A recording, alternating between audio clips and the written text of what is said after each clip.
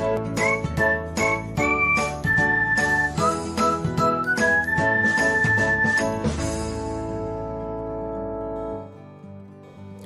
everyone, welcome back to another episode of Technologyglance. In this video, I'm going to guide you through how you can stop receiving notifications for pins picked for you by Pinterest. So, let's get started. Watch till the end and don't forget to subscribe to Technologyglance by hitting the subscribe button and press the bell icon so that you'll never miss another update. Without further ado, let's get started.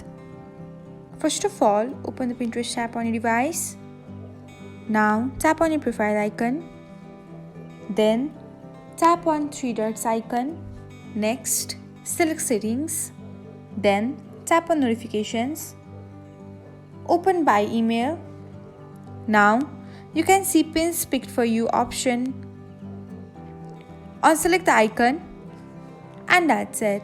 You will no longer receive email notifications for the pins picked for you by Pinterest.